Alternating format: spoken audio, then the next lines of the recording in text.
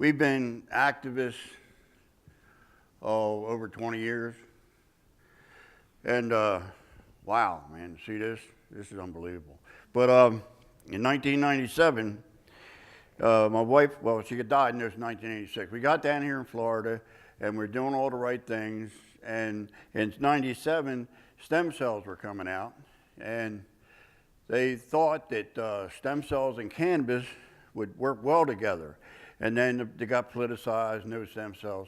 And my wife was going through the ALS Association in Sarasota, Florida. What? MDA. Don't say anything wrong, you'll get told about it. Of facts. MDA, okay. And anyhow, there was a doctor named Dr. Terry Petrulla. And she said, we were taking a drug, she was taking a drug called Ruflix. And anyhow, it was supposed to give you, now listen to this, it was supposed to extend your life by 90 days. And I asked the doctor, when do you start counting? And she didn't have an answer for me. So anyhow, during the course of this, taking this medication, she had to get blood tests.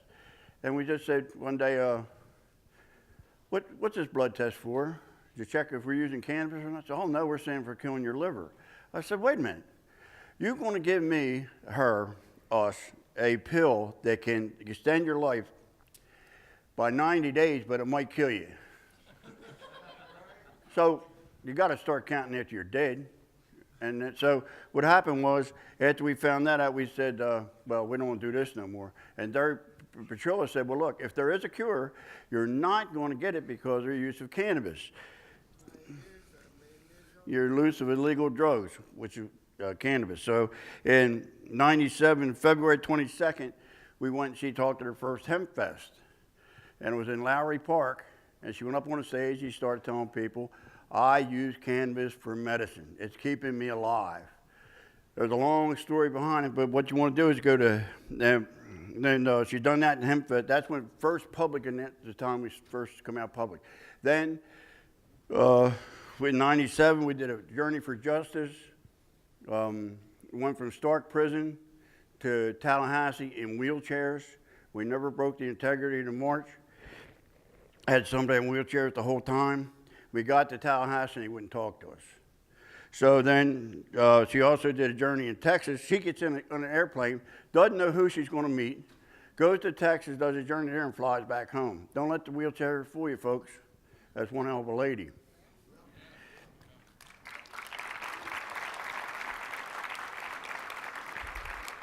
And then in 2004, we went to Patients Out of Time, Cannabis in the Brain.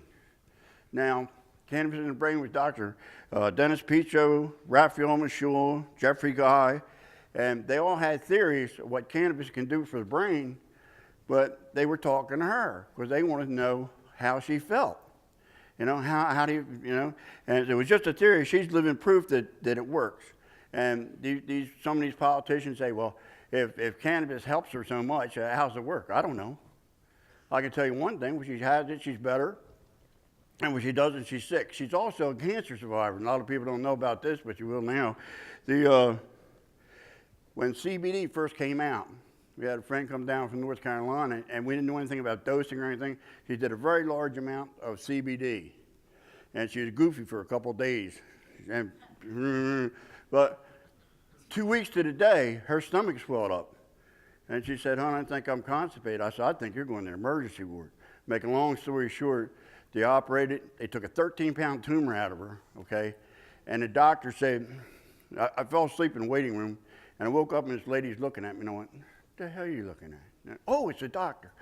She said, Bob, Cathy really made me look good today. He said, I opened her up and took a 13-pound tumor out of her, and it was dead.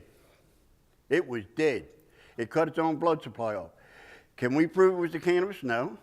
We're anecdotal. But I know it was. That's the only thing that changed. So we can't sit back and watch these things going on and not do something. So that takes us where? 2006. Oh, we went back to Delaware, our home state, and the neurologist that diagnosed her in '86 said you got 3 to 5 years to live, and I said, will warm weather be better? He said, yeah, but probably 3 years, and the last years you'll die and you'll be bedridden. So we went back 20 years later.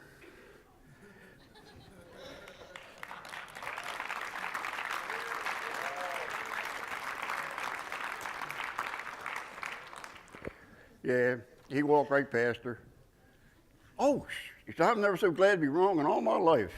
So, I mean, we have had a journey in this, and it's really great to see you guys here because the only way this is going to pass, we've been doing lobbying too. She also sued the federal government in 2012 for people with neurological diseases, neuromuscular diseases. In 2013, we had a bill in the House and in the Senate, the Cathy Jordan medical cannabis bill, in the House and the Senate. They wouldn't give us a hearing, and then in February 25, our home was raided. They come up and it wasn't fun. I had 20 plants growing anyhow. So what happened was I fought them and they wanted to put me in jail, give me pretrial diversion. If you are caught with a small amount of cannabis, do not take their plea deal. Insist on a jury trial. Stand your ground. They will back down. I did it. And they said, well, you got no defense? We've got your plants, we've got you red-handed. I said, I want a jury trial. If I can get a jury of my peers tell me I'm doing something wrong, keeping my wife alive, then put me in jail.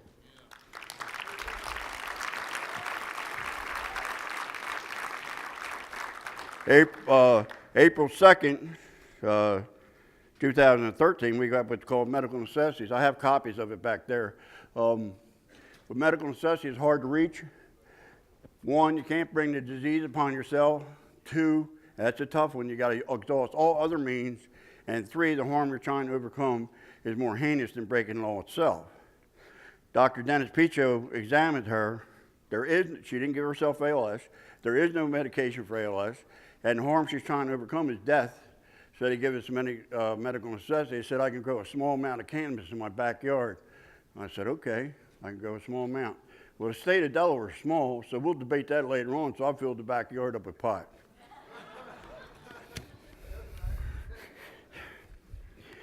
Now we're up to 2017, and the thanks we got from the politicians in Tallahassee, 6 years of lobbying and fighting and doing everything we could. The first time we went to the Board of Health in Tallahassee, myself, Cathy, 2 other people. You go up there today, there's 200-300 people in the room, okay?